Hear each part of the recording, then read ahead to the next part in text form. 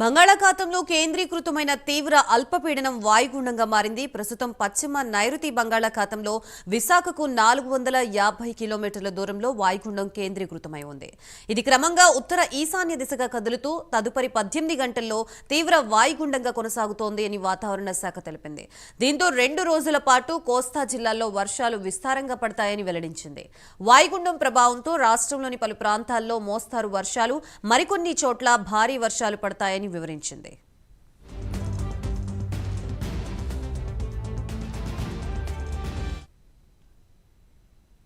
ప్రధానంగా శ్రీకాకుళం, విజయనగరం, పార్వతీపురం, మన్యం జిల్లాల్లోని కొన్ని ప్రాంతాల్లో తేలికపాటి నుంచి మోస్తారు వర్షాలు కురిసే అవకాశం ఉందని ఐఎండీ తెలిపింది. అలాగే అల్లూరి సీతారామరాజు, విశాఖపట్నం, అనకాపల్లి, కాకినాడ, కోనసీమ, తూర్పు గోదావరి, పశ్చిమ గోదావరి, ఏలూరు, నెల్లూరు, కర్నూలు, నంద్యాల, అనంతపురం, శ్రీ సత్యసాయి, వైఎస్ఆర్, అన్నమయ్య, చిత్తూరు, తిరుపతి జిల్లాల్లోని కొన్ని ప్రాంతాల్లో తేలికపాటి వర్షాలు కురిసే అవకాశం ఉందని రాష్ట్ర విపత్తుల నిర్వహణ సంస్థ తెలిపింది.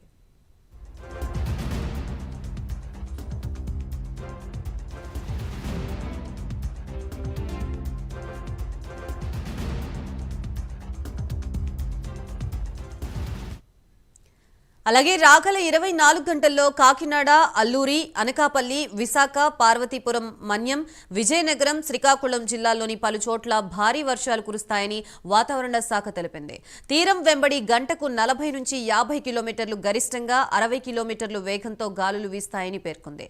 మత్స్యకారులు చేపల వేటకు వెళ్లరాదని హెచ్చరించింది. అదేవిధంగా కళింగపట్నం నుంచి మచిలీపట్నం వరకు ఉన్న అన్ని పోర్టుల్లో 3వ నెంబర్ ప్రమాద హెచ్చరిక జారీ చేసింది.